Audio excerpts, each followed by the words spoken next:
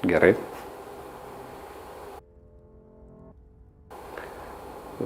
Mano manymu, kaip chirurgo širdis yra pompa, kuri pompuoja kraują tam, kad veiktų smegenys ir kiti organai.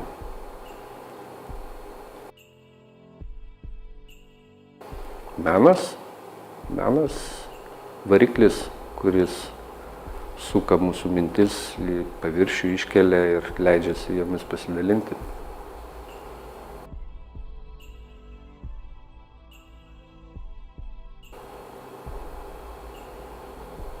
Geras klausimas, manyje tikriausiai.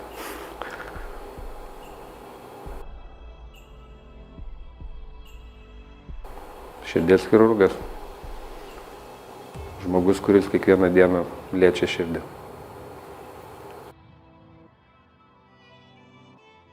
Todėl, kad tokios operacijos metu galim išgelbėti žmonių gyvybę, daugelio žmonių.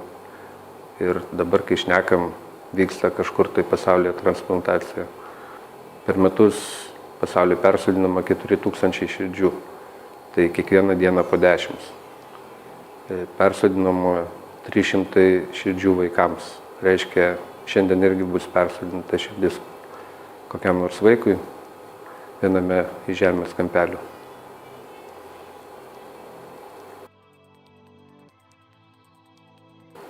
Todėl, kad širdis yra graži.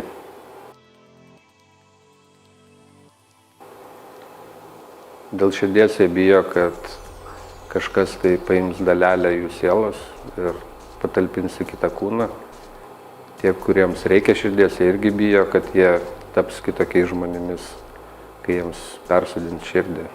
Iš tiesų, širdis yra tik tai nuostabus organas, kuris varinėja kraują mūsų organizme ir tada, kai mes ją persodinam, iš vieno kūno į kitą, jį pereina per keletą rankų ir kiekvienas tas žmogus įdeda savo dalį širdies.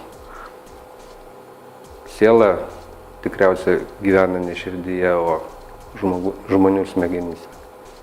Taip kad sielos mes neperkeliam. Aš jau sakiau, kad širdis yra graži.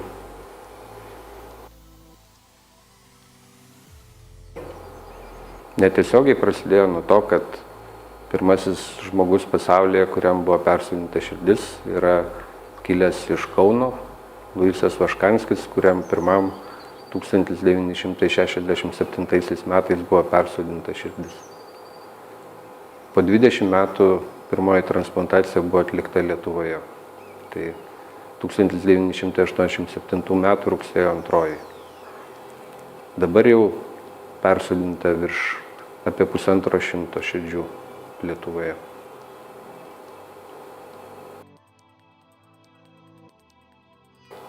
Taip, bet vienas žmogus širdies operacijų nedaro, tai atlieka komanda. Kai turi gerą komandą, niekas nebaisu.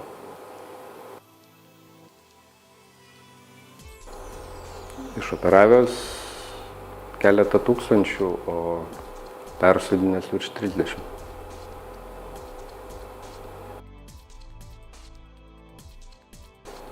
Kęstutis.